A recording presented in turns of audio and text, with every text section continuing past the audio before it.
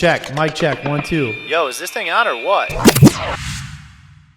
What is going on, everyone? Welcome back to another episode of the Platform Podcast. As always, I'm your host, Dex. If you're watching on YouTube, listening to Apple Podcasts, listening on Spotify, make sure you guys go ahead, subscribe, follow, leave some comments. Let me know who you guys want to see on upcoming shows. And today we got a big episode. It is episode 40. We're hitting a little milestone here. As always, we got to give a big shout out to Make It Now Media, brand partner for the show, graphic design, anything you need from them. They're a one-stop shop. They can get it all done for you. Whether you need new logo, EPKs, flyers for a new event, anything, hit up Make It Now Media, use the code The Platform, or send them an email, mention the Platform Podcast, and they'll get you guys right. And today on the show, we got an awesome guest from right here in Nashville, Tennessee, sitting down with someone who's really blowing up in the streaming game over the last couple of years. He's been a tour DJ. He's throwing a lot of his own parties and events here in Nashville. We're sitting down with Rhett Wonder. How's it going, man? Good, Dex. How you doing, man? I'm doing all right, man. Thank you for taking the time to come over here and Thanks for having me. get some stories out, Yeah, man. man. Yeah. So to get started, man, let's just jump right into it. Obviously, I've heard you play a lot online. Yeah. I actually just went out with the boys a couple weeks ago. Went and saw you at Rosemary Beauty Queen, your little party that you're always doing there. But man, just let the listeners, let the viewers know a little bit about you, where you're from, how you got started. All right. Yeah. My name's Rhett Wonder. Obviously, I'm from Nashville, Tennessee. Been here almost my whole life. Been DJing more than half of my life at this point, significantly more than half of my life. We don't have to say how long that is. But Been professionally full-time DJing for almost 15 years. yeah. And have been throwing my own parties for a little over 15 years, actually. Okay. No, I'm sorry. My first gig was actually a party that I threw, so about 20-something years ago. What was the first gig? The first gig was that I ever booked at a bar was just like it was a Wednesday night party here in Nashville at Cummings. It was actually at Pub of Love at the time, which is where Club My used to be across from 12th and Porter. Okay. There was a little bar there called Pub of Love. Booked a DJ gig there because I knew a bartender, and he was like, yeah, whatever, man, just do whatever. And I was like, all right. And then the way things worked then, after 3 months, a new bartender came in, and he was like, nope, I'm playing my own stuff. So I found a new spot, and that was in Cummings Station. And I did a Wednesday night thing, me and my roommate at the time, and basically just played hip-hop records. And we started a little following, and we started a lot of MCs started coming, and we started hosting an open mic cypher. Okay. So it was really just called Hip Hop Night is what it was called. It never really officially had a name, and it went on for a few years. Yeah. And I met a lot of people in Nashville through that. I actually met that's how I met Jelly Roll, as a matter of fact. Fun fact, a lot of people don't know this. Yeah. He just came out to one of the parties? Well, he wasn't 21. He was 17 or 18, and one of my friends who helped me organize the party, and he was always in charge of the cypher, organizing, because he was a rapper, and he said, man, listen, I know this kid from Antioch. We got to get him in here. He's not 21, but I promise he will shut it down. I was like, all right, let's do it. I get him in. He just can't drink, no problem. Jelly came in there and absolutely, without a doubt, was the best MC that we had ever seen in there, and shut it down. And he came back every week. I have a lot of old video footage of him and at the club, and then rapping at my house, and then a mixtape that we did with all those MCs, and he's on that mixtape. I think he was probably 18 years old, man. And look at him now, just fucking killing it. You love to see it, man. Yeah. So that was my first party that I ever threw, and I think I do things a little bit different because I don't ever rely on typically. It's nice and it happens. People reach out to book me, but a lot of times, I throw my own parties and stuff because that's just what I'm accustomed to doing. I mean, honestly, if you can do it, that's a lot of times the better way to do it, because then you can negotiate everything for yourself versus a venue or a booker having a lot more the leverage, and they're like, no, this is the rate, this is what we're going to do. Yeah. Where if you can provide the value to throw your own parties, it's going to be a lot more fun because it's a party that you're branding yourself, and obviously you're going to brand it how you want, but it can also be a lot more lucrative if you're getting a portion of sales or tickets or any kind of stuff like that. So And that's one thing that we're going to get into, a couple different topics we got lined up here. But one is obviously the party that you throw here in Nashville, Boom Bap. We're going to talk about you previously being a tour DJ as well. And then just some other things. I mean, branding, music right now, we'll get into a lot, but get started, man. Let's talk about this Boom Bap party, how long you've been throwing it, how it started, and where it's growing to. The Boom Bap, we started that in 2008, still going strong. This year is our 15-year anniversary. Took a year off because of COVID, obviously. Okay. I was like, that math isn't checking out. Yeah. 2008 was the first party, and that was, at the time, I was sort of in a, I had done that party at the Cantina for a long time at the Cumming Station I was talking about, and I was just a little bit like burnt out on DJing, like it wasn't a full-time job for me, and I'd been in semi-retirement for a little while, and my friends Case Bloom and Cool Out reached out to me and was like, listen, we really want to start this party. We want you to be a part of it. It's going to be a Blue Bar. And it's a Friday night. And they're like, I know you're not trying to DJ right now, and especially on Friday nights, but hear us out. Like, they're letting us do whatever we want to do so we can play like boom bap hip hop if we want. And I was like, all right, I'm into that. You know, I'll test that out. I think it's something that I would be into doing. No, not having to play like top 40 stuff or whatever. Yeah. And so we did that first one, and it went really well. And it was really cool to have a Friday night packed room of playing, you know, DJ Premier cuts and Pete Rock records and stuff like that. So that went really well. And then we kept doing that for a few months. And then we brought in our first like national headline, which was DJ Evil D from New York. And then we were like, man, maybe we got something here. And we just kind of went with the format of like 4 turntables, you know, 3 or 4 DJs on the party and like a national guest when we could get one, or like a special guest every month. Cool Out ended up moving to Philly, still lives there now, I believe. And me and Case kind of took over, and Bowles has always been our like right-hand man, like resident DJ as well. And we just kind of like, I don't know, we just stuck with it, you know, and we stuck with the format, and we stuck with what the content, like what you hear at the shows. And we kept getting bigger and bigger guests, moving to bigger and bigger venues. And I don't know, it just really picked up a lot of traction, you know. I think it was 2012. I remember when we started, I said, anybody that knows me knows I'm a huge like DJ Premier fan. Like, and I remember when we started and it started really getting some momentum, I said, if we ever got DJ Premier to play this party, like I'm good, and anything after this is just a bonus. You know?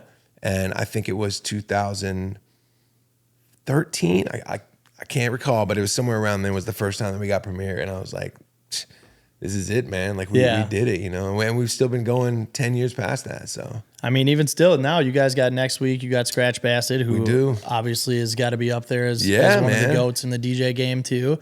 But I mean, just going through the lineups, you guys have had plenty of people. Yeah, man, we've had everybody, like, you know, the DJ Premier, Jazzy Jeff, Ninth Wonder, DJ Scratch. I mean, you name it, like all the big guys, like all our heroes pretty much, you know?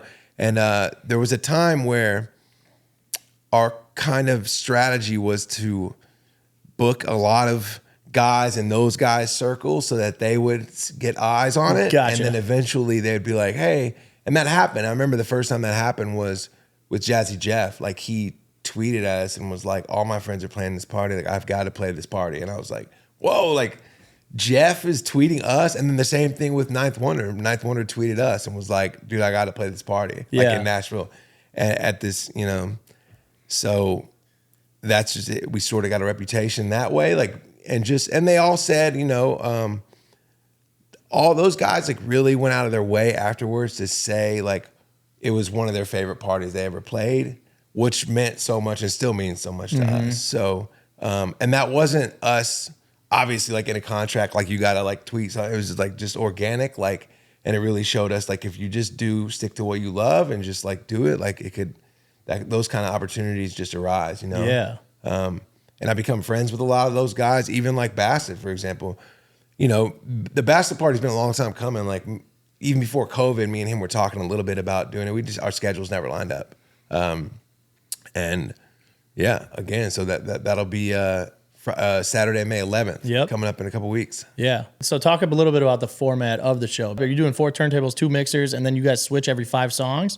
It's usually about 20-minute blocks. Okay. Yeah, but we always wanted it to go like, I don't know how originally that started. Maybe it started because somebody wanted to use different gear. I don't recall, but I think it was just like really, we didn't want it to have to stop in any way. And I know that we could just step in and throw a record on, whatever.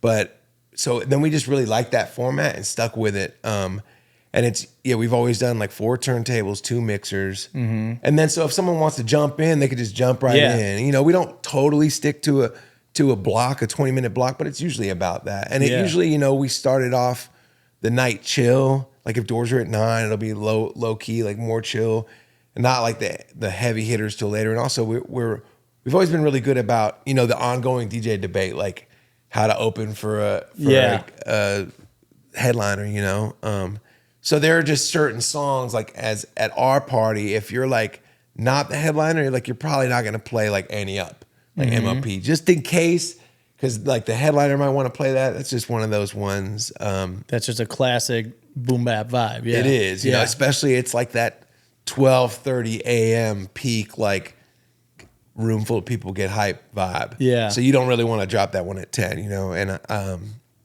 but I do say that I think that most of the guests that we have, even if you did do that, it's okay. Like they can navigate, but typically it's always me and Case and Bowles are the openers. Yep. And then we have the one guest. There's been times where there's been 2 guests, or there's been times where there's a guest who brings a host as a guest host. There's a few people that do that, which is awesome. We have our own host too, Dono Dagger, who's been with us since almost day one, I'd say. Now, this month we probably won't do 4 turntables, so we're back at Blind Barber now, or we're at Blind Barber now for the second month. We were there last time, so we started at Blue Bar, decent sized room, not around anymore. R.I.P. Blue Bar, probably like 150 cap room. Yeah, and then from there that was in Midtown. We went to East Nashville, went to 5 Spot. We were at 5 Spot for years. Really, really, really packed 5 Spot out. It's a small room, Had to go bigger. Eventually went to Basement East. Great size room. Still kind of outgrew that. And then we ended up going to Brooklyn Bowl. We did Just Blaze at Brooklyn Bowl actually one time. Which, how big is Brooklyn Bowl? That's got to be... It's a 1250, I think. Okay, I was going to say like 1500, but before Brooklyn Bowl, we did an event space out in Madison, Studio 615. Okay. Which is like 1,000, and then we did Brooklyn Bowl, which is like 12. But then is that harder doing it at that spot because it's a little bit more of a hike and like a destination spot? It was way harder, not because of that, but because they also had a huge free parking lot. It was much harder because that's a DIY space. Okay. So we brought fencing, we brought bathrooms, we brought the bar, we brought our gear, we brought everything except for the lights and the speakers.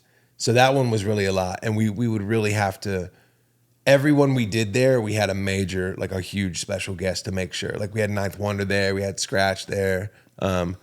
We had to go big on those, and we knew we did. It was definitely an era for us that was like the hardest. Other than there was another time before that, back in the 5 Spot days, where we kind of Case moved to Philly, and we put the party on hold here, and we were just doing the party in Philly. And then when he came back, we kept doing it in Philly, and we were doing it every month in Nashville and Philly, sometimes New York, and then we expanded to Atlanta and Miami also. And it was just and do it every month in a different spot, or like you were doing multiple spots in one month? Like all of them. So you do like Nashville one weekend, Philly the next weekend? No, we would do them all in a row.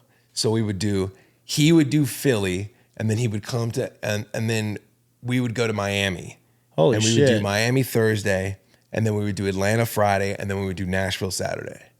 And it was just me and Case doing all the booking and all our own travel and like everything. Yeah. We did that for like a solid year and a half, 2 years probably. And a lot of times we would get the same guest. Like we would have Scratch with us, and he would meet us in Miami, and then we would drive. With Scratch, I think we did Orlando too, so we drove to Orlando, and then we met Atlanta. And then we met and then we drove to Nashville from Atlanta. It was a lot. It was a lot. But it was part of the journey. Yeah. I think we hit a point where me and Case were like, hey man, we we can't, can't do this anymore, Yeah. man. Like, this is too much. So now, then we went just back to Nashville and have been doing it in Nashville since. Yeah. And last year, there was like a hiatus, maybe like a whole year, where, I had a kid during COVID, and Case has another business, Tucker and Bloom, which is like his bag business where he makes bags and DJ bags, especially all kinds of bags. But and that's kind of a 1 or 2 man shop there, so he's pretty busy with that. So for the last year that we took off, we just didn't kind of like say anything. We were just like radio silence on social media, but always the plan on coming back. Gotcha. So how big is Blind Barber now? Blind Barber is, I don't know the exact number. I know that I could tell you last month we did about 500 people. Okay. That's awesome. Yeah, it was great, and it felt Yeah. good. It never was too, obviously they can't all fit in there. It's not that big. It's like, 250 cap or something Yeah. like that. So, and that was our first one back since I think October of 2022, probably. Yeah, we had Boogie Blind, like an old school, like affiliate of ours. We've booked him several times at the Boom Bap at a few of them because he lives in New York. Okay. So yeah, we kicked it back off with Blind, and then we got Bastard this month. Yeah. Which is gonna be crazy. I know I'm pissed.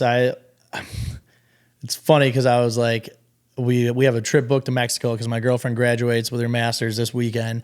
We fly out to Mexico on Monday. I saw you And comment on that. yeah, and then like we booked it, and probably Yeah. a month after, then you guys announced it, and I was like, Yeah. God damn it! I'm like, the one weekend that I'm gone, Yeah. I get to miss out on that. Well, it's not. You'll be doing your thing. It'll be Yeah. fun in Mexico, man. yeah. There could be worse places to be. I feel like. That's like Darren was like, bro, you'll be in Mexico. You'll be Yeah, it's all right. fine. I'm like, all right, yeah. Also, good point. I'm gonna stream it on my Twitch channel. Yeah. So yeah, so if, you can just tune into it there if you want. But See? I'm definitely That's gonna perfect. stream it. I do think it's funny, like you just touching on before, of it's a completely different concept of the night where something like Annie Up is your peak hour Yeah. track that would be considered like something to burn another DJ with. For sure. Where being able to play that style of party where it's like, all right, you don't have to worry about playing Drake and Future, Yeah. and Sexy Red, and all these tracks that like are the hits in a nightclub environment where those would be considered like tracks that would be burning a DJ. It's a Right. completely different concept of stylistic music that you're playing. It is, and I mean, I think that goes back to what I said, and just advice. People have asked me for advice over the years, like that are trying to get parties started and stuff, and they're like, "How did you guys find success with the party?" Like, I mean, obviously, there's a lot of elements involved, but my number one thing is just like you'll see, like in this interview, is a pattern with me. Is just stick to what you do. Yeah. Just because the times changed and like Drake became the most popular rapper at a time or whatever, it doesn't mean that we changed the format of the party. So obviously we have like an older crowd, like people that come that maybe go out once every 3 months to a bar, but when they see like they're hiring their babysitter a month in advance when we announce, they're like, "No, I want to go," because they know what it's going to be. And that being said, there's definitely been, I'm sure I've even played Drake at the party. Like it's not like it's not allowed and it's not guidelines. It's just like any good DJ would, you want to read a room and like you're gonna see what records work, and like Annie Up is gonna work 100% of the time. Yeah. And Sexy Red might work. Like you could try it. Yeah.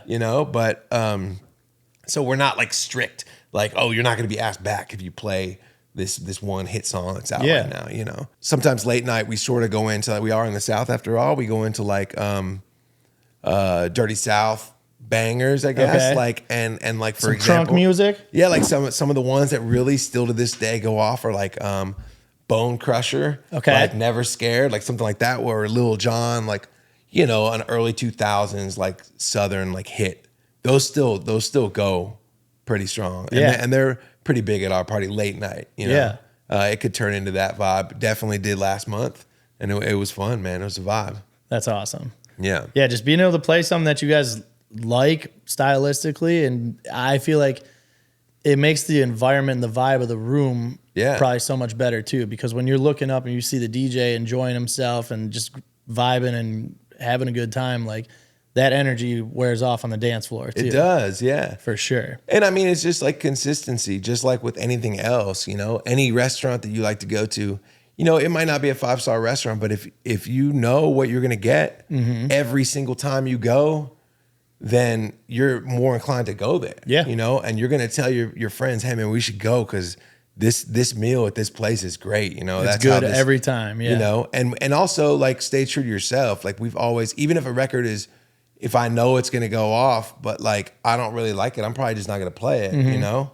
That doesn't mean that you can't, but our philosophy has always been just do what you like to do. And that our whole night started on that. Like they, again, like had they not asked me to do that night, I might not still be DJing. I was like really burnt out, you know? And they were like, but hey, you can play these Gangstar records like on a Friday night at a club in Nashville. And I was like, okay, you have my attention. Like I'm about that.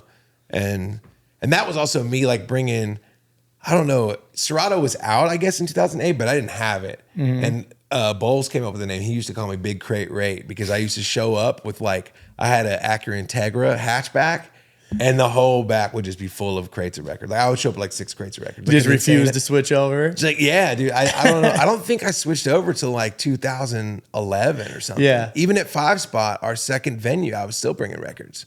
I don't know why. I just like, I was just comfortable, I think. That's what it is.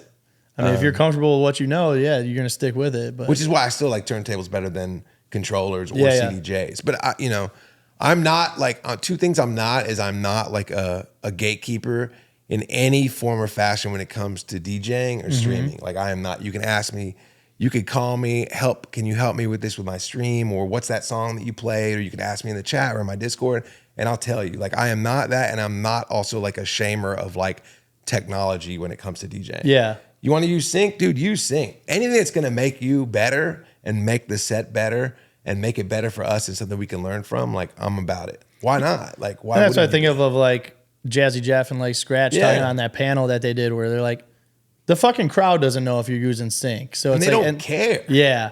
And once I heard that, I was like, damn, they got a really good point there because the only people that do care are the fucking DJs. Yeah. Nobody else gives a shit. The sync thing is I've just never understood why people care so much about that. It's like they just think it makes you a more skillful DJ if you're not using it, which it is what it is.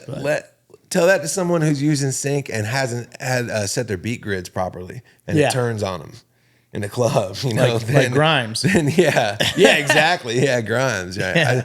I still haven't seen it. I heard that she's like trying to scrub the footage, but I didn't see it. Again, do you like, you know, I don't, that kind of stuff, it doesn't bother me. And I don't care if you have a controller that's the size of like an Apple TV controller. If you can rock it, like by all means. The Matchbox controllers, hey, they work. But yeah, I mean, that's awesome. You guys are having the next show coming up is going to be fucking great. Yeah, man. Saturday, May 11th. So if you guys are looking for somewhere to go out, Blind Barber, Boom Bap with Scratch Bastard, yourself. So it's going to be awesome. As far as like stuff in the future, I mean, what do you guys have goal-wise to keep growing? You know, we've got some stuff planned this year. I'll just say that we definitely do. We have our 15-year anniversary season, like our 15th season is this year. So we got some stuff in the works. Yeah. The save the date right now that I would say that's going to be a cool one is actually a Sunday. Okay. And it's Sunday, June 9th. And it's going to be during the day. I'll be here. That one is unannounced at the moment, but it's going to be a good one. Okay. And then we got some other stuff planned later this year. But another thing with us, we've never really we don't do ticketed events. We have, but we don't typically. And also, we never like announce. It's just, again, we just stick to what we know. I know that some people announce shows 4 or 5 months out, and that's fine. Like we just don't. So we just do one at a time. Yeah. So even if we have stuff on the books, like we normally, people that have been following the party for a long time know, like you're not going to announce it until the one's done. After. Yeah. Which is it's smart. But June 9th, I will say, save the date, June 9th. Yeah. Well, yeah. Let's get into some of this streaming. I mean, obviously, for you, previously toured with Thomas Rhett. COVID happened. You didn't tour with him at all after COVID, right? I did not, no. Okay. And then is that when you started streaming, was just during COVID? I started streaming in May of 2020. Okay. I'm actually this weekend will be my 4-year anniversary. Oh shit, yeah. Yeah. And just like most DJs, I started on there because, we thought we were going to be at the house for a few weeks, maybe a month. And I was doing Instagram Live and Facebook Live and getting cut off, after like 20, 30 minutes. And two of my buddies, Spice J and Wicket, have been streaming on Twitch. I actually was watching Twitch, but the only DJ I really knew that was the whole reason I got on there was to watch Four Color Zach because he had been streaming on there. His shit is funny as hell too. Dude, with all, he has one of the greatest Twitch programs like ever. It's incredible. He's also one of my favorite DJs. So I was excited to just be able to watch him like on Thursday, Wednesday, Thursday nights, whatever. Wicket and Spice J hit me up and said, man, you should get on Twitch. And again, it's kind of like what I was saying and when I was semi-retired before. I was tired of trying to stream. I was like, man, I don't know, man. I keep getting cut off. Like, put a lot of energy into like promoting the streams and doing all this stuff, and then they just cut you off. And they're like, well, Twitch is not going to do this. Like, they're just going to let you go. Yeah. And they said, listen, we'll even do this thing where we can raid you, on Twitch when you're done with your stream, when you're wrapping up, you can kind of do this raid where you take all the people that were in your stream and you bring them to someone else's channel. So my first stream, like they were streaming and then they rated me with like 60 people. So I immediately had like a little audience off the rip. And that night, I think I streamed for 6 hours straight. And I was like, I had the best time, man. I was like, this is so cool. And I just really loved it. And I stuck with it. And I don't know, man. It really was like the fire that I needed to get going again. Not like I ever stopped DJing, but Twitch to me, just like revamping like the love for it. Yeah. And I was coming off that tour in 2019, which was a totally different kind of love that I didn't have ever. It was playing arenas of 20,000 people every night was like a cool thing, a totally different thing. So, and then going from that and had another tour planned that, basically got postponed or whatever. Yeah. And then just being at home.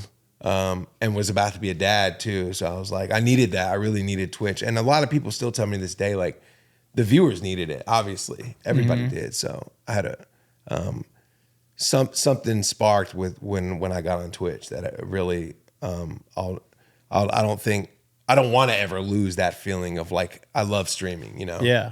I mean, I feel like it's very similar to throwing your own parties that you're doing event wise at venues where now you're able to do that kind of thing at Twitch. And there's so many different ways to make it your own, whether it's like your own studio that you see. And I always love seeing that where it's like you go and watch these different guys and you see how their setup is in their studio. And it's like, oh, cool. Like you kind of get to know them like personality wise by how like their room is set up or things that they have. Like for you could see like all your shoes and things like that. Or like people will do a full green screen and have different visuals going throughout the entire event and make it like it's a fucking festival. So there's just a lot that you can do where you can essentially build your own party online in the comfort of your own home. Yeah, it's building your brand. And like I always say, like shout out to Twitch because now like I learned so much. Like I learned like OBS, which is like open broadcasting system. It's basically like what you use to stream and what like newscasters use, the same software. Learned how to use that, obviously with the help of some people that knew a lot more than I did. And had to spend a lot of time making my own graphics and stuff. So I learned, a lot more about designing flyers. And so now I don't like really pay people to make my flyers and stuff, which is, and then like marketing yourself, like different strategies of marketing yourself. So I feel like we all learned a whole, like streamers, like we all learned a whole lot that was needed, but also like stuff that I didn't realize that I was ever gonna need, like tools I didn't know that I would have to use, During COVID, we weren't making any money. Like I couldn't pay somebody to make my flyer for a stream where I still might not even make money on the stream, and that's literally the same kind of thing I did for COVID. I like took stuff that I knew from high school or whatever it was, and then just basically went through and retaught myself Photoshop and Premiere. Did you start and all the pod during COVID? I started the mix show during COVID. Yeah. So I started the platform mix during COVID. Cool. And it was just a way for me to get other DJs to be heard because obviously with all the clubs and the bars shut down, there wasn't really a way for you to go out and listen to DJs aside from like watching live streams. So then I wanted to be able to get the name of some of these DJs out here to people where if they're going to go and work out or just listening to music in the house, they have music to listen to besides just Spotify or Apple. They have full hour-long DJ mixes to listen to, and then it puts them on to a new DJ that hopefully they can start following, or hopefully when things open back up, these venues might reach out to him and be like, hey, heard you on this mix show. We want to get you booked out here. And then I actually started like a different pod of just kind of like us fucking around because we were just bored. Yeah. But once I came out here is when I actually finally started this one. And now we're 40 episodes in. So there you have it, man. I see. It's great. But yeah, I mean, you've built it up. Now you got over 10,000 followers on Twitch, which is fucking crazy to think about. I mean, talk a little bit about that, about the branding of yourself and how you grew on Twitch and just different opportunities that can come from your branding online. I think that the key to streaming, just like anything else, is just like staying consistent. Like if you pick, I tell people this all the time, even now during COVID, we had a lot more time, like I understand, and we weren't working and stuff. But even now, like if you say you even pick one day a week and you're like, hey man, at Wednesday at 7:00, I'll be here. You know that. And then you just stick to that. Like your following will grow because people want that routine. People want, believe it or not, people will base their schedule off of, or at least that hole in this, they'll keep that space open. Like, hey, my favorite streamer, my favorite DJ is streaming the show that night at this time. So I need to be there, whatever. The consistency is key. And I've always kept up with that consistency. Like I stream Monday, Wednesday, Friday, like 9:30 p.m. CST. And I've been doing that since 2020, the same hours. And, people ask me, why do you stream at night? Like, because when we first got on lockdown and when I started streaming on there, I thought it was going to be like a month, 2 months, just like everyone else. So I was like, I'm going to keep my same DJ schedule, like hours, like I would if I was in it. Because then when COVID is over and we go back to the club, like I don't want to be like used to going to bed at 11:00, like, so I've just always been like a nighttime streamer, I guess. But just building the brand on there is just more like keeping up, just being consistent, keeping up with your community, whether it be in Discord or on Instagram or both, or, and just like talking to people, man. Talking is such a major part of streaming. I always say that talking and like connecting with people is first, and really like the music is second on there. You don't have to be like a world-class DJ to be a successful streamer. Like you would have to be to be like a successful touring DJ. You would have to be and I'm not saying you don't have to be a good DJ. I'm just saying like if you're good at communicating with people and holding conversation and it's just being an entertainer. I feel like. And you can keep up with the chat while DJing, which is a whole other skill that I didn't know, that we all had to develop. That's what I was going to ask is like, is it something that you were good at when you started? Like, were you someone that was typically on the mic when you were DJing? Not at all. Really? And not at all. And I remember, I had to break out of it a little bit when I toured because I had to be on the mic. But like, even then it's like a lot of sort of rehearsed lines, you know what I mean? Or like same lines that you're saying, like, but I had never been like the type, like at the club, like get your hands up or like talking, whatever. Yeah. It's just, I was uncomfortable, which is weird because I like to talk, like clearly. Yeah. But on Twitch, it just came natural. I don't know, because it was more like connecting with people personally in the chat, like, and you're just talking to people and like learning. Because even my first streams, I remember on Facebook and Instagram, I don't think I even think I had a mic. I borrowed a mic from somebody. You were just strictly DJing, yeah. Yeah, like awkwardly looking at the camera. Yeah. It was not the vibe. Yeah. You'll never be a successful. I mean, there are very few successful DJ streamers that don't talk on the mic, but they're just so good at DJing. But like, you're not going to, as a streamer, like you have to talk like to the people. That's really the main part of it. That's why a lot of people don't know this, the most popular category of streaming is just chatting, which is literally a category of just people talking to people in the chat, or whether they're doing YouTube reactions or like whatever. Okay. Like a Kai Cenat or an Aiden Ross. Yeah, like yeah. They're like just chatting streamers. Yeah. And those are the most popular because that's what people want. You know what I mean? Yeah, you want to feel like you're interacting with someone, especially like now they're celebrities. Sure, Where it's right. like you can be like, oh my God, Kai answered me on the He said, stream. yeah. And so learning to DJ, decently and like read the chat and talk to people and, remember inside jokes with your community and stuff like that is just a skill that you build over time. And some people are better at it than others. But it's important. And then like another thing, you have to, I stay pretty involved with my community on there. And I told them, it goes back to what I was telling you before, is that a few months, I don't know, maybe 6 months ago, I said, or maybe I think it was when I hit 9,000. Because on Twitch, like we like to celebrate milestones, man. It's like what, as a community, it's fun because they want to build you up. They want, when you level up on Twitch, like your community feels like they leveled up because they got you there. Like if it wasn't for them, like you're not getting more followers, you're not getting more views. And so I said at 9,000 followers, I said, listen, when we get 10,000 followers, like I'm throwing a party in Nashville and everybody's invited, like in my community and I'll help you find Airbnbs. I'll plan stuff for us to do. And if you're a DJ and you're coming, like I'll put you on the bill. And so we did that. We did that a few months ago and I did the party at Blind Barber. I promoted it for a couple months on Twitch beforehand. And man, it was crazy, man. People came to the party from, guys, don't kill me if I didn't say your state, but I'm gonna say the states off the top that I remember that I can remember off the top of my head. There was a lot of people from California. There was Hawaii, Texas, Minnesota, Illinois, Washington,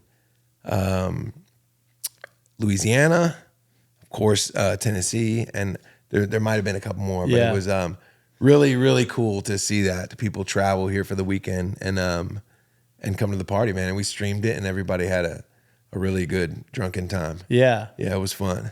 That's cool to think about, like streaming that party too. Yeah. So it's like then the people that aren't there or couldn't make it. It was a big hit. Yeah, you still essentially get to be there through the stream. And a lot of those people, 10,000. I've had we've had some meetups, and most of them are like viewers, and like integral parts of my community on there. And a few of them were DJs too. But we've also had, with some of them, we've had meetups before. We've had meetups here. We've had meetups in Vegas and in California. I met a lot of them at like Scam Summer last year when I went out there. I mean, Scam's another one. Like I didn't even know Scam before Twitch. And then I met Sujit on there and a bunch of the Scam homies on there. From him just popping into your stream or from like other DJs or what? I've DJ'd on Scam's channel a couple times too, like on Twitch. And just, I mean, that's how the DJ community is on Twitch. Like you got to understand, a lot of people don't realize that on Twitch, like the DJ section is like literally the music section, and the DJs aren't even the most popular in the music section. And the music section is like, I think it's not even 0.5% of the viewers on Twitch. So we're in Which is so crazy. We're in like their world. You know what I mean? So I'm going to go to TwitchCon this year, but really just to meet up with a bunch of the DJ homies and play like the parties and stuff. But like, I'm not expecting like to go to the convention and like anybody there like know who I am. Like, because we're just such a blip on that big Twitch radar, So we're all in it together. Like we're all happy to have viewers and fans on there. I mean, Scam as well. Yeah. But I met so many people through like DJ heroes of mine that now know who I am and I'm in touch with, and and also just like other DJs throughout the world that I didn't know of, and I met them on there, and it's been. I mean, that's the thing that I would always connect with. Like when I was watching over COVID, like we would basically just always have Twitch up on our TV because I used to live with Sopa. One of my good friends is another DJ in Milwaukee. So it's like when we were just there during the day, we would just throw Twitch streams on and just listen to music. Yeah. And a lot of times it was guys like an Audio One, or we'd see like Five and Eric Deluxe, and just basically like whoever would be streaming at the time.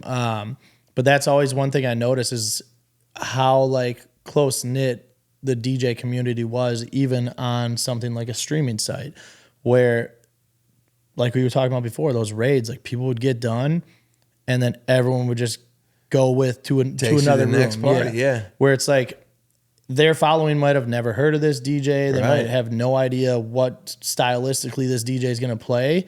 And then they're just in the room listening and possibly listening to some new music that they might be getting put onto or a new DJ that they might become a big fan of. But then you're bringing 100 people into a room or these raids that would get huge where it's like 4,000 people all of a sudden show up into one room. So, and especially at COVID, man, like I can't imagine like the DJs that stuck with streaming, like and stuck with Twitch.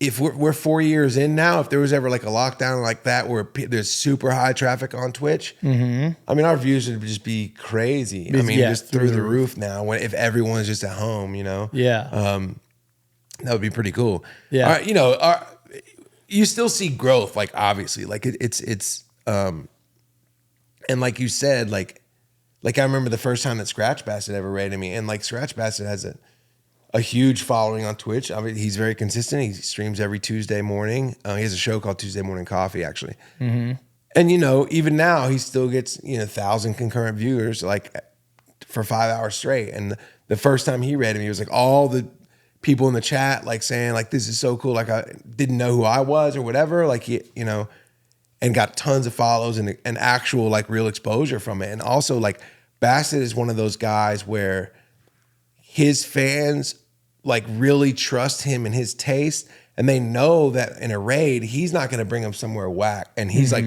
that's like a cosign. Like if you raid someone, that's like a cosign of like you think that they're dope, so him thinking that I'm dope lets his community know like, you should follow this guy, which and that's like the cool thing about Twitch is like really, it's really nice, and it's easy to like help people. Yeah, because you're bringing them to a party. You're not going to bring somebody to a party that you think is going to be whack. Yeah, exactly. So, that's exactly right. And like, or sometimes I'll just for if one of the homies isn't DJing, I'll take them somewhere funny, like a raid I did recently, which was like there's that channel on Twitch that just plays 24/7, just like Alf, the show Alf, like from the early '90s, like just replays like 24/7. I'm like, hey, I'm not telling you guys where we're going, but it's somewhere like real dope, and I'll just like bring them in there, and everybody's like, what's going on? But usually you just want to like help out, or if somebody's like they call it like pushing for partner, where they're trying to make partner on Twitch. Like during that period, your views like really matter. Your view count has to be a certain number to get that to qualify to be a partner. So if I see that one of the homies is like pushing to be partner, like I'll be like, hey man, like we're gonna raid him, and I'm gonna keep raiding him until he gets that, so that just to help people out, because people did it for me when I was in that situation. So. I mean, talk a little bit about that, because like when Twitch has like their different kind of status that people can have, and even for you, like you were just talking about being on the front page of Twitch, and how much that helps you, because it's not a typical thing where they put DJs. Yeah. So with Twitch, like you in order to monetize it, you have to be an affiliate, which is pretty easy to get. Affiliate is like you just have to, I don't recall but you could get it if you started streaming, you could get it in about a week. They just want to know that you're going to be consistent, do a few streams. You got to do 5 streams in a month, and have like 10 viewers or something like that. Okay. And then you can start earning money, which is great. It's nice that they made it that easy to monetize it, but they just want to make sure that it's like that you're somewhat serious about it. And then getting partner is like a lot harder, partner is like their check mark. And also it's more than being like verified. It's like you're like on their team. So if you're a partner, they're gonna push you more like in the categories and stuff. Your reach is a lot higher if you're a partner. That's kind of the biggest advantage of it. Yeah. It's not like the old days in Twitch where you have like an exclusive contract. You do have a contract as a partner, but it's not like, unless you're a huge streamer, like they're not changing your percentage and like they're giving you this much because you're a partner, But it does help, and it is like a thing that everybody knows. It's pretty hard to get, man. The requirements to achieve that is one of the hardest things that I've done like in my DJ career. It took me a long time. Yeah. So I'm proud of it, and like anybody that earned it should be proud of it. Yeah, and you could just say, I'm a Twitch partner, which is cool. Like anybody that's and you get the nice little check mark. So when you're in somebody's chat, like people see that you're, not only they see you're like a streamer, but they see that you're a partner streamer, which means that like there's no partner streamer that's not good at streaming because you're just not, it's not, they don't just hand You it wouldn't out just to people. have, Yeah, you know, they worked for it. And the front page thing has been really cool, man. I was telling you before the pod that like somehow there was Twitch has been putting me on the front page. It was like sort of this a goal that I had to hit numbers wise, and they said, "Hey, we'll put you on the front page one time," and then that turned into we'll put you on the front page every once in a while for 3 months, 2 months, and now this has been going like 5 months. Yeah, and I'm still on the front page every time I stream, which is pretty crazy. The front page is like when you go to Twitch, just twitch.tv. You got the front page and it's got a little carousel at the top, and it's going to show like a featured stream. It's going to show 10 different featured of streams. who's on and live of who's right on now. and live, who they choose. And now they don't typically do DJs because of like DMCA stuff, you know? So they don't like push DJ yet. Soon they will. They're working that out with DMCA, and they'll be able to push DJs more. But ever since COVID, they were putting DJs up there all the time. Yeah. But they really haven't. And they've been doing it for me for like 5 months now. And the growth has been crazy and the views have been crazy because, you know, it's what people see right when they get there. And it's been awesome, man. I was only supposed to get 3 hours, so I've gotten a lot. 3 more hours than has that. turned into 5 months. Yeah. So that's been really cool, man. So That's if you ever awesome. just go on there, you might be able to see me on the little carousel on the top. Touring wise, like we were talking about a little bit ago, you used to tour with Thomas Rhett. For you, we were talking about it from Boom Bap is obviously like a hip hop themed event. Right. How did you come about the opportunity of DJing with Thomas? And then what is it like? Did you have to switch stylistically for what you were playing to play for a country artist and go on tour with a country artist and be opening up for him and all the acts that are on tour with him? So I knew TR because my friend Jesse Frazier, who's a songwriter in Nashville, has written a bunch of songs for him. And I used to DJ Jesse's parties all the time, whether they were number one parties or birthday parties for him or his wife or whatever. He always used, and he's a DJ himself, but he always used to call me, "Hey, like, you want to do this party?" Yeah. So I met a lot of his country music guys that he's written for and guys in the industry. And I met TR that way, DJing parties, and he was always there. And Jesse had done a few tours with him as a DJ, and because he's a writer, and he would go out and write with him on the weekends. And eventually he was like, "Look, man, I can't do it anymore."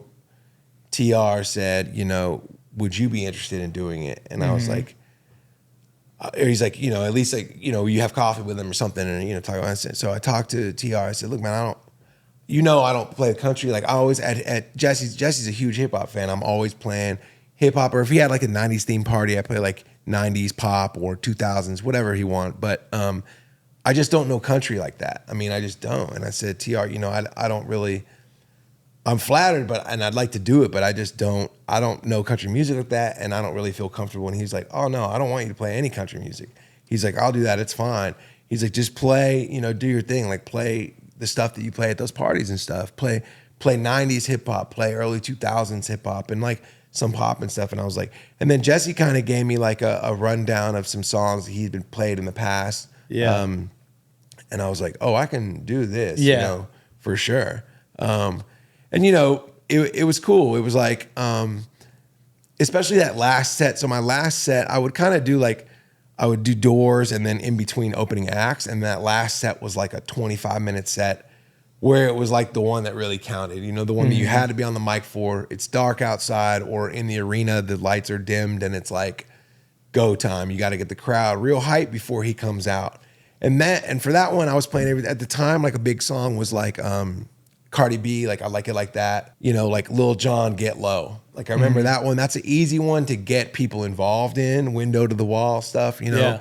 And when you're faced with 20,000 people, like you need a sing-along like banger like that. Even like House of Pain, Jump Around or something like that's another one, you know. So that last set was a lot of fun. There was a lot of energy because people had been there since 5:30. They've been there for 4 hours and they are ready to see Thomas Rhett, you know. So you get them real hype and they know he's coming out soon. And that was the best part of my part of the show, was that last.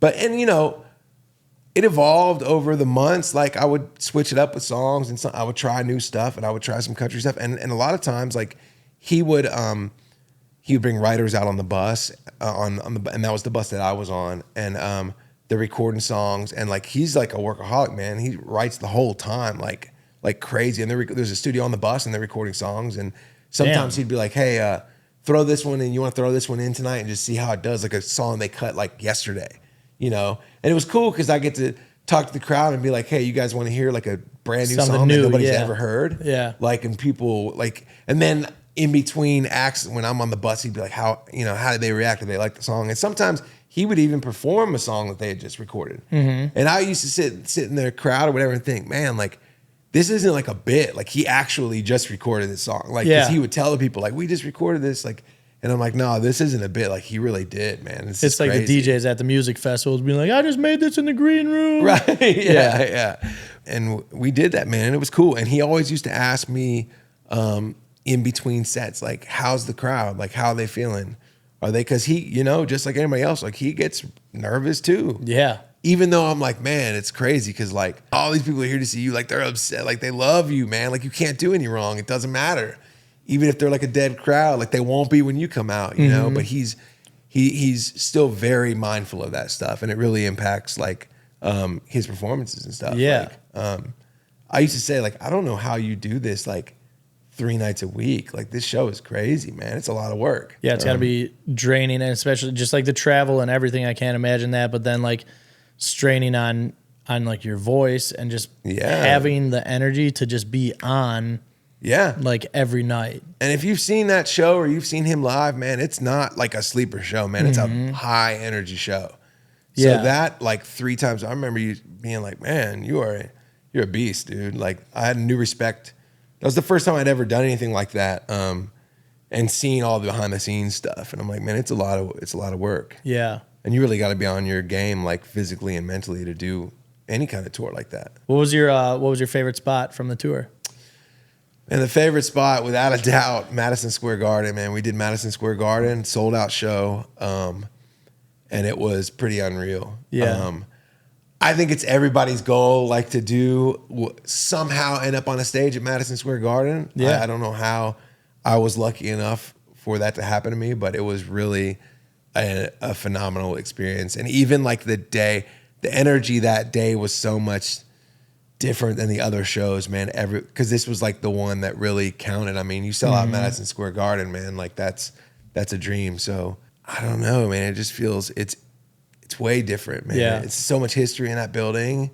There's a lot of rules. There's a lot of and we actually had an after party that night in the building, which was cool, which was just a celebration of like doing that show. You know, we didn't always have like big after parties after shows. Yeah. Just that and the rap show at Bridgestone. But yeah, it's unionized, obviously. Like it's New York, and it's strict. And it's very like, you can tell like even the security, like the security guys there, or like the load-in guys or whatever, like those are jobs like you got because your grandfather, like you were literally grandfathered in. You know what I mean? Like, so they take it really, really serious there. And it's an important place, and it was such a cool venue, man. It's a legendary venue, and I feel like, man, I'd be DJing and I would just be caught like looking around. I was, you know, and it was fun. My wife and my sister came out to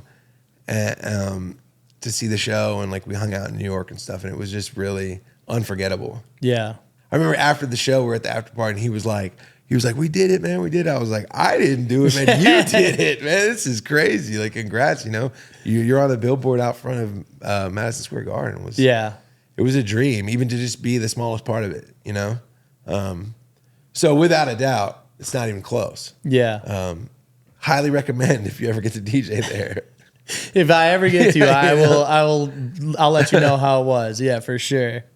I mean, let's talk a little bit about branding, some other stuff that you're doing outside of DJing that's important. We just both actually had pictures taken from our buddy Dan, DL Shots. Yeah. Shout out Dan. Yeah, man, he killed my pictures. I know I saw yours. Yeah. Did them for Darren too. They've all turned out super, super dope. But yeah, I mean, I just want to talk just a little bit about like branding and how important that is DJ wise. Obviously for any events and bookings that you're doing, and just a look of being professionally done for anything that you're doing.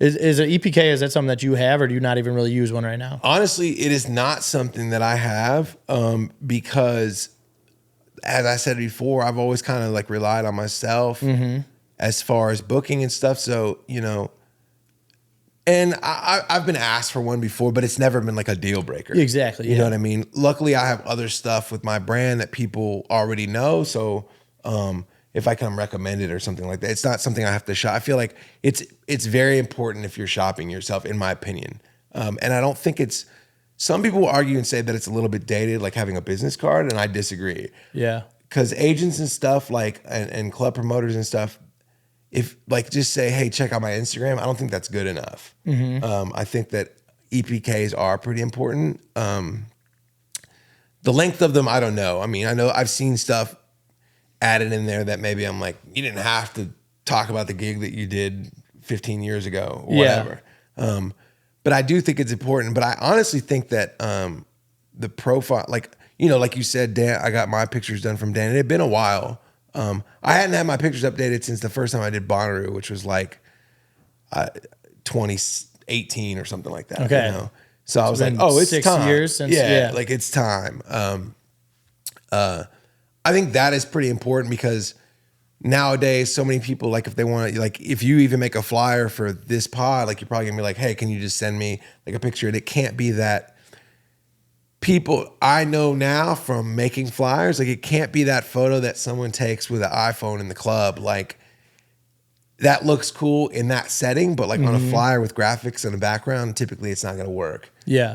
And you know, I'm just a big fan of like investing in yourself. Actually, I was complimenting you on your cameras here before the pod started because I'm like, oh, like you've clearly invested in yourself in the pod, and it shows, and it will come back to you. Also, people may not know this, but you could write that off. You know, Oh, yeah. You book Dan for a session, it's for work. Like you could write that off. Like I'm sure he'd kindly give you a invoice, and you can write that off on your taxes. And it's just, I think it's important. Plus, it's like he's gonna make you look good, or if you get somebody's, you know, and just like any business, like if you were shopping for a product on Amazon, do you want the studio photo of the piece of gear, or do you want the iPhone in the club photo of the piece of gear? Like, I think it's just a no-brainer. Yeah. I think that's one thing like with the DJ community too, where it's like you using him made Darren use him, and then like I saw Darren's, and I was like, it just, and I saw Rod's, and it's Rod too, like he posted, and I immediately saw it. I was like, dude, what's up? Who did these? These are awesome. And he linked me, and I was like, okay, this is And Dan works fast too, you know, and gave us a lot of stuff. Yeah. A lot of content. 100%. And you said that you hadn't updated yours in 6 months. Makes me feel crazy. Mine have been 6 years. Well, prior to that, like I want to do mine. Like I feel like you should do it every year. And I mean, especially with me, because prior to moving out here, man, I was fat. I got big after COVID and just like weight fluctuated. And then when I moved to Nashville, I was like 250 pounds. Okay. And then I've like lost all that weight. So then I got pictures taken, and then got pictures taken like again once I like lost weight. And I'm like, all right, cool. Like, yeah, I don't want a picture of me on the flyer and then people come in and I don't even look like that. Right. And that's what it would be like. I was using up till then. It was pictures that were taken 4 years ago. Yeah. Where it doesn't necessarily look like who I am anymore, like same hair or anything like that. And even that, I don't think it's like, from a promoter standpoint, I don't think it's make or break, but I think it is a little bit more like, hey, is this guy on his shit? Like, why is he giving me a picture of him that's clearly 5 years ago? You know what I mean? So it could have an effect. Like they could assume that you don't care enough, or like you're not organized, or, you know, but you know, also like, what's wrong with having some new pictures for the Instagram grade or something? You know what I mean? Like whatever. I mean, content is so important now, and then just branding and putting out content for yourself, I feel like is so important. So it definitely helps. But yeah, I mean, for me too, like being in more of like the club side of things, like having Yeah. an EPK is something that's going to help me where I can pitch Absolutely. that to other venues, put, hey, I'm resident here. These are some events that have done. And now like these are pictures that are added that look great. Yeah. And they're aesthetically pleasing for a booker or venue or whoever else is going to do that. And it just looks way more well put together where they're like, all right, cool. Like this is more professional. And there are guys that like specialize in doing those things Mm-hmm. that are like up with the times, like specialize in DJ EPK kits. Yeah. So like Make It Now is who's doing mine. And they have done a bunch of people from, I mean, like DJ Obscene. They've done like Conflict before, a bunch of other people. I know where it's like Conflict. they do a bunch of DJs. So Yeah. they like know how to put it together. So it looks great. Right. And they know, I feel like even I don't know this because I haven't looked at a few of them. Like when I was going to ask you if it's okay, what do you think, for people listening, what are the most important things that need to go in the EPK? Mm-hmm. I mean, I think having like a strong bio of like where you're from, what you're playing stylistically, and like what represents you as a DJ. And then I would imagine for venues and bookers, they're looking at like social media following. So like a lot of people with these EPKs, there's like a PDF where it's like you can just click on the Instagram logo, it'll take you right to their Instagram. Sure. You see, hey, they got 10,000 followers, they got 20,000 followers. Links to like mixes, and then notable venues or like clients that you've worked with. Like that's what I always see on other people's EPKs where I'm like, oh damn, like they worked with Nike or they worked with Google or they've played at 11 in Miami and Tao over here and Marquee over here. A venue's looking at it, they're like, oh, you're playing all these huge venues. Like, you know what you're doing. Yeah. So yeah, that's how I look at it.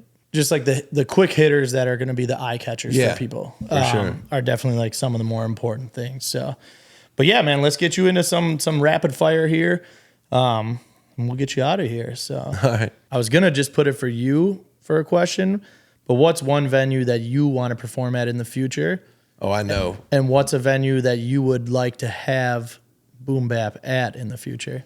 Okay. The one venue that I've always really, and I've never even been there, man, I would really want to do it one day, would be Red Rocks. Okay. 100%. Like I know that without even, Yeah. I haven't researched. I mean, then there's some other like ones in other countries that I'd really like to do clearly, but off the top of my head, like right away, I just think Red Rocks. I've never even been there, but man, I would love to perform there. For sure. For Boom Bap, oh man, I don't know. I don't know. I don't think I've hit enough venues like across the country to really narrow it down to one that fit the vibe. We've had some like we've had some in Miami where it was like in a back, like a place with sort of like open air, like backyard, and those vibes are always like really good for our party. Like any. That's what I was gonna ask. If you ever done it like outdoor? Yeah, and we've done a few here in town outdoor. Rosemary. We did some day parties outside, and it's cool, man. It's like a different feeling. But in Miami, we did some even outdoors at night, which is like Nashville is too risky, man. Like it's too, the weather is so unpredictable here. Like, so you can get rained out, and it's tough. But I would say it would be a venue outdoor somewhere that had like a homey feel, probably about a 500 person cap. Yeah. And there's tons of those that exist. I just don't know off the top of my head. But Yeah. that for us, that's like an ideal spot. If I could guarantee that it's not going to rain, of course. Yeah. Then it'd still be good. We had some clever, cool ideas that we might try one day here in Nashville that are some out of the box type stuff. Yeah. And they'd be like smaller, it'd be a more exclusive thing. But what party would you want to play yourself out of any of the parties? I'd have to say like a party that influenced me for a long time, and I would always go checking for the sets, and I'd always be like, kind of like what I said with the rating cosign on Twitch, is like, I'd always feel this way about this party. If they book somebody and I had never heard of them, I would research. I go to their SoundCloud, I'd be like, oh, this person must be dope, and that party is the Do Over. Okay. Like I feel like for a like a DJ, like a real DJ party like that, they've done so much for that culture. Yeah. I would be a nervous wreck. I'm gonna just be honest with you. Because I know there's a lot of DJs and like music heads that are watching at that party. I would be a nervous wreck, but I think that's been the most influential party to me personally. So I think that would be the one that I would want to play the most. Yeah, that'd be a good one. Who is your dream collaboration? If you could like either DJ a set with somebody or just work on music with somebody, who would it be? Oh my gosh, I don't know, man. That's a tough one. I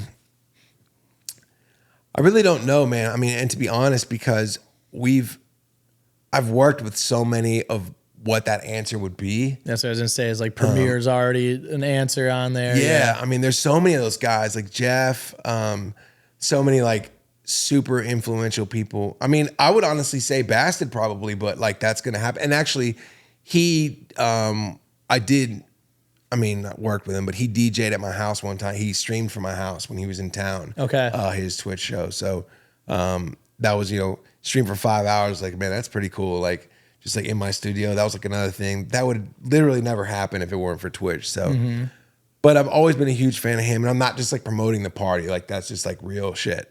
I don't know, man. Off the top of my head, I that's a tough one for me. I'm just the type of person that I just go off of like, sort of more like, I do have goals. It's not that, but I'm more like stuff just like happens. Like, I guess just like staying true to the brand, and then just like opportunities arise. Like I did a show with Ghostface last year, which was just like, I don't even know, man. Yeah. It's just like the craziest thing. Just like an impromptu, just like 25-minute show where I was DJing for just me and like Ghostface. Like, see, that's like not even somebody I would ever name like a dream collaboration, because it's just like when am I ever? But it's like a random shit that happened. You know what I'm saying? Yeah. So that's just more. I don't know. It's a tough question for me because I've been really fortunate and like. I mean, you've already had a bunch of them, so Yeah. let's just keep them going. Hopefully, more of them keep coming to work with you, and you get to work with more of the people that are people that. And if they don't, man, like I said, man, I've already surpassed. Like, I never had the mindset of like, hey, I'm gonna DJ for a career. Like when I first started DJing, and then again, like stuff just happened, and so now all the rest is just icing on the cake. It's just icing on the cake. Yeah. I don't take it for granted. Like I don't. Yeah. And people know that. And I'm really thankful for all the things that have come my way, and hopefully more will. That's awesome. Well, yeah. Before we get you out of here, I'm gonna have you put someone on a platform. So this can be person, a local restaurant, store, brand, any kind of stuff. Just someone that you want to shine a little light on and let the viewers and listeners know a little bit more about. I would have to say, I'm going to pick a person that kind of checks a lot of those boxes. So, as I said, like one of the founding partners, and my partner in Boom Bap is Case Bloom. He's a local DJ here, and he has been putting a lot of work DJing over the years.